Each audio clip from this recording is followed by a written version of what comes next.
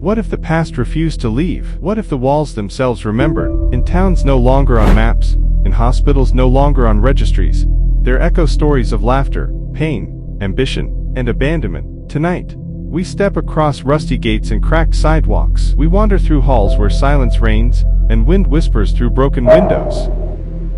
Welcome to America's abandoned places you probably didn't know still exist. If you're drawn to mystery, history, and the ghostly pulse of places forgotten, hit that subscribe button now, and ring the bell, because every week, we uncover hidden corners of this country that time tried to erase but couldn't. Let's begin. 1.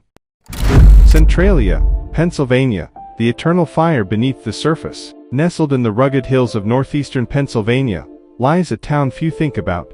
Centralia, once a thriving coal mining community, it now lives in the shadow of its own flames. In 1962, a tiny landfill fire, ignited by burning trash in an abandoned strip mine, seeped into the veins of a coal seam beneath the town. The fire spread, it burrowed underground, it smoldered. Over decades, steam seeps from cracked asphalt, roads buckle, silent smoke rises through vents in empty front yards. Sinkholes swallow driveways, houses were condemned and demolished, businesses shut their doors one by one. Today, nearly all the residents were relocated. Only a handful remain, whether by stubbornness or refusal to leave. Meanwhile, the underground fire keeps burning, possibly for centuries more. Centralia's story is not just about fire underground. It's about what happens when the very ground beneath your feet becomes uninhabitable, and yet the memory of home clings stubbornly to empty streets. Detailed background and anecdotes. At its peak, Centralia had over 1,000 residents and was served by its own schools,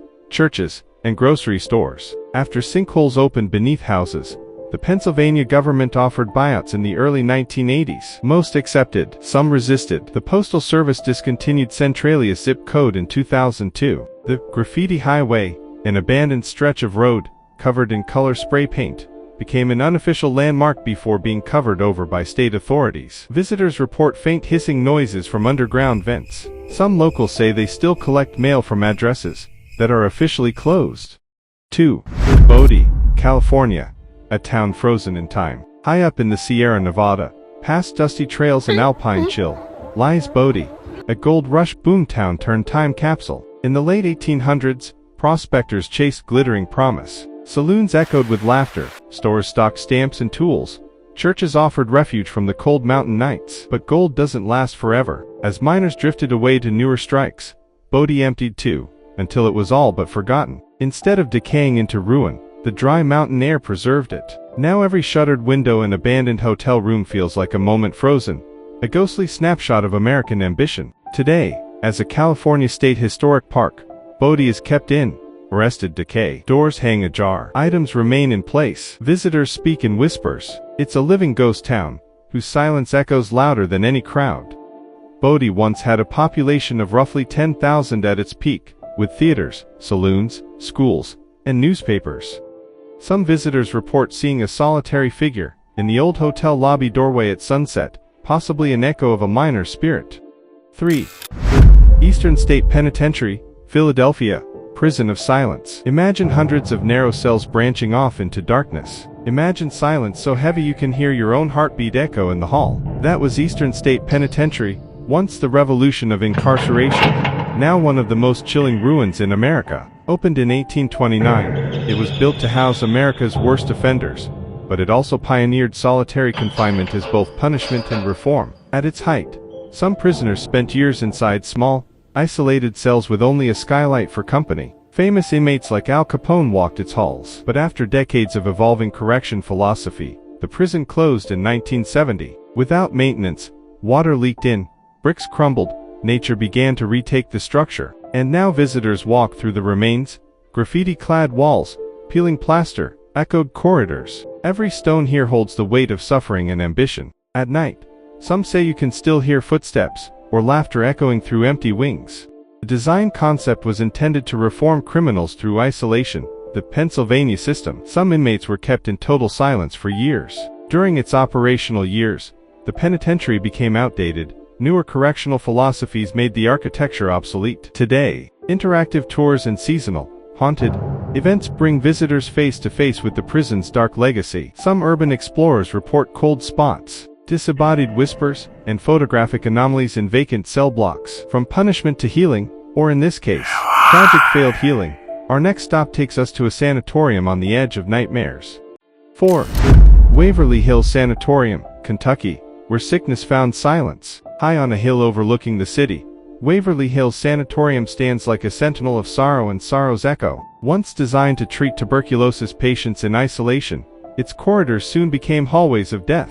Built in 1910, expanded through decades, the facility treated thousands, many arriving filled with hope, and leaving filled only with memory. It later became a geriatric center before suffering closure and abandonment. But true horror isn't only in decay, it's in human stories. Stories of patients who never got to see dawn again, of doctors experimenting in mercy's shadow, of tunnels beneath the building built to transport deceased bodies silently to waiting hearses. Now, its peeling walls and decaying classrooms echo with rumors of voices, sightings, and inexplicable temperature drops.